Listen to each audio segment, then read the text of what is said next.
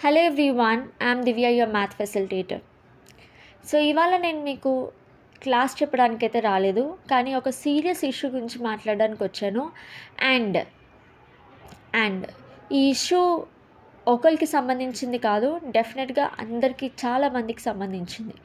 Okay, so దాని గురించి మాట్లాడే ముందు నేను ఒక విషయం చెప్పాలనుకుంటున్నాను. సో ఎందుకు అసలు ఈ ఇష్యూ గురించి మాట్లాడుతున్నానంటే, been a teacher, so I want to focus on this and I want to at least sensitize people regarding this issue. So యూపీలో 10th క్లాస్ బోర్డ్ ఎగ్జామ్స్ జరిగాయి కదా. సో అందులో ఒక అమ్మాయి టాపర్ అయింది. ఆ అమ్మాయి పేరు ప్రాచీ నిగమ్ అండ్ ఎక్సలెంట్ మార్క్స్తో టాపర్ అయింది. ఓకే, ఇక్కడ వరకు అంత బాగుంది. సో టాపర్స్ ఫోటో మనం బ్యానర్స్ మీద అలా వేస్తాం కదా, సో న్యూస్ పేపర్స్లో. సో అలా ఆ అమ్మాయి ఫోటో కూడా వేశారు, బికాస్ అంత ఎక్సలెంట్ మార్క్స్ వచ్చాయి కాబట్టి, స్టేట్ టాపర్ కాబట్టి ఫోటో వేస్తారు. ఇక్కడ వరకు కూడా బాగుంది. ఇప్పుడు మనము ఆ ఫోటో చూసి ఓకే ఈ అమ్మాయి టాపర్ అయింది అని చూసి, ఆ అమ్మాయి మార్క్స్ చూసి మనం తనని ఇన్స్పైరింగ్గా తీసుకుంటామా లేదా ఇంకేమన్నా చేస్తామా? డెఫినెట్గా మనం దాన్ని ఇన్స్పైరింగ్గా తీసుకోవాలి. That is human nature. So ఎవరైనా బెస్ట్ ఇచ్చారు అంటే వాళ్ళని చూసి మనం ఇన్స్పిరేషన్గా తీసుకోవాలి.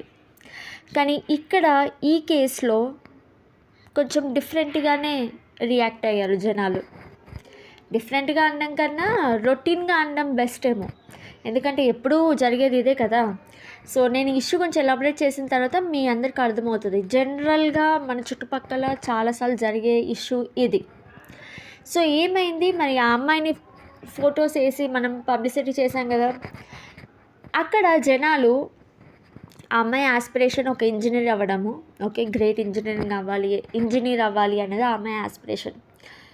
జనాలు ఆ ఆస్పిరేషన్ని లెక్క చేయలేదు. ఆ అమ్మాయి స్కోర్ చేసిన మార్క్స్ని లెక్క చేయలేదు. అన్ని మార్క్స్ స్కోర్ చేసిందంటే ఎంత కష్టపడి ఉంటుందో అని ఎవరూ ఆలోచించలేదు. వాళ్ళు ఆలోచించిందల్లా ఒకటే, ఆ అమ్మాయి ఎంత అందంగా ఉందా లేదా. She has little facial hair, which is quite normal, very normal. So facial hair అనేది నార్మల్. సో గర్ల్స్కి హార్మోనల్ ఇంబ్యాలెన్స్ వల్ల అడాలసెంట్ ఏజ్లో ఫేషియల్ హెయిర్ రావడం is very normal. Okay, so అమ్మాయి కొంచెం ఎక్కువగా ఉంది. సో ఇక్కడ జనాలు ఆ అమ్మాయి మార్క్స్ చూడలేదు, యాజ్ ఐ టోల్ యూ, ఆ అమ్మాయి ఫేషియల్ హెయిర్ చూశారు. చూసి రెగ్యులర్ స్టాండర్డ్స్ కదా, అమ్మాయికి ఫేషియల్ హెయిర్ ఉండొద్దు, రైట్, ఉంది అంటే ఏంటి ఇలా తయారయ్యో. సో ఆ అమ్మాయికి ఫేషియల్ హెయిర్ ఉంది కదా, ఇప్పుడు ఏం చేశారంటే ఆ అమ్మాయి మార్క్స్ కాకుండా ఆ అమ్మాయి హెయిర్ మీద కామెంట్ చేయడం స్టార్ట్ చేశారు. మనందరికి అలవాటే కదా, పక్కన వాళ్ళు నవ్వుతుంటే సైకిక్గా, ఏడుస్తుంటే మనం సైకిక్గా ఆనందపడ్డం.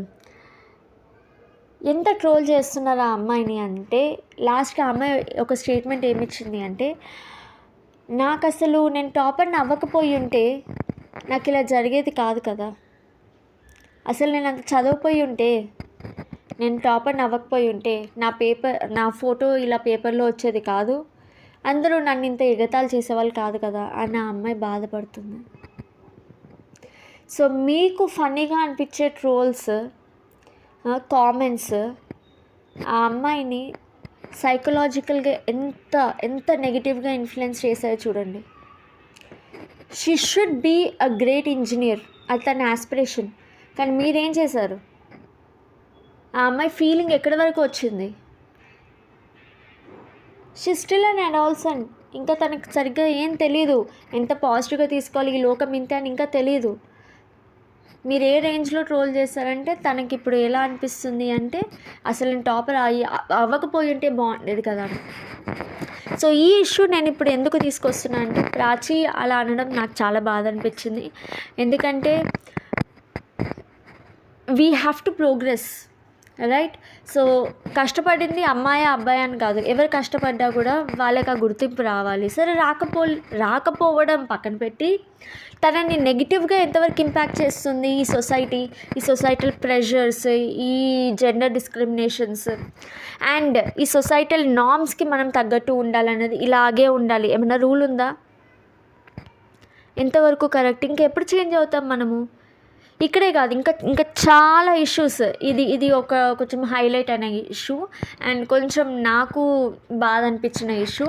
కానీ రెగ్యులర్గా మన ఇళ్ళల్లో, మన ఇంటి పక్కన, మన కాలనీస్లో జరిగే ఇష్యూసే. ఆ అమ్మాయి ఎంత కష్టపడి చదువుతుంది అన్నది మీకు పాయింట్ కాదు. తను ఏం వేసుకుంది, ఎలా వెళ్తుంది, ఏ టైంకి వెళ్తుంది, తను ఎక్స్ట్రా క్లాసెస్ తీసుకుంటుందా, ట్యూషన్స్కి వెళ్తుందా, ఇదంతా పాయింట్ కాదు. మనం ఎలా కామెంట్ చేయాలి నెగిటివ్గా అన్నదే మన గోల్గా పెట్టుకున్నప్పుడు మీరు పక్కన వాళ్ళ లైఫ్ని ఎంత ఎఫెక్ట్ చేస్తున్నారో కూడా ఆలోచించుకోవాలి. This is very serious issue. So at least నేను ఇది ఎందుకు చెప్తున్నానంటే, this could be some of my student also. So ఏదైనా బెటర్గా నేర్చుకుందాము, చదవనే కాదు, ఏదైనా బెటర్గా స్పోర్ట్స్లో ఇంట్రెస్ట్ ఉంది, ఏదైనా నేర్చుకుందాం అనుకుంటున్నారు.